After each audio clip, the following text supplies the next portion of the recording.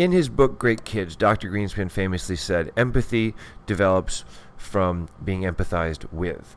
It sounds simple, but it's actually rarely being done. Empathy is emotional feedback from another person that shows us they understand what we're experiencing. It doesn't necessarily say they agree with us, but they shows us they understand. It could be a look on their face, it could be language they're using, but nonetheless, whether we're experiencing positive emotions or more commonly what it's associated with is negative emotions, it's important that children get empathetic responses to understand what they're experiencing, especially early in life. Empathy actually facilitates an infant's understanding of their own emotional experiences through what's called affect signaling and affect mirroring, meaning that when a parent looks at a child who's upset, who's crying or distressed, and has different looks on their face, because in one situation the child is frustrated, in one instance the child is scared, and in another instance the child is upset or sad about something. Each of these gets slightly different visual and verbal responses from the caregiver, and the child begins to understand what they're feeling. So it's the empathetic response from the caregiver that helps the child differentiate via the response patterns what they are experiencing internally. This happens very early in life, and which is why emotional involvement on the part of the caregiver is so important. But as a child gets older, it's actually also very important, because whether a child is going through their terrible 2s or terrible 5 and 6s or terrible adolescence, a child still needs this type of empathetic response to know that we're there in their corner, that we're supportive of them, even if we don't fully agree with them. Unfortunately, one of the most common recommendations these days for children who are in a distressed state, who are experiencing frustration, anger, or whatever it might be, is to ignore them or isolate them in things like timeouts.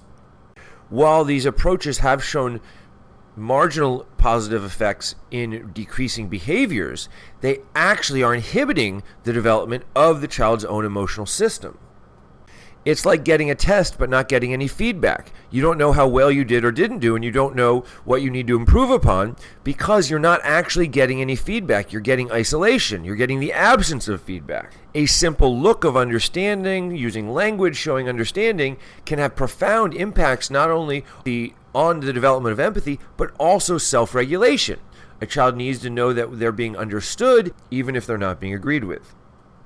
But most importantly, if we show a child empathy, they develop empathy. So if we want our child to be empathetic to other people's plight, to other people's frustration, to their sadness, to their anger, to their anxiety, then we have to show our child the same level of empathy we want them to develop. Again, people are turning to more behavioral responses to these negative emotions while still providing emotional responses to positive experiences. Unfortunately, what we're seeing is a lack of empathy in society. If you look around, especially in today's political environment, there's a tremendous lack of empathy. And instead of being more present and more responsive emotionally to a child's needs, plights, frustrations, conflicts, etc., as adults, we're being told to be less present, less involved, less empathetic. So I'll reiterate again, in order to develop empathy, we have to experience and be shown empathy.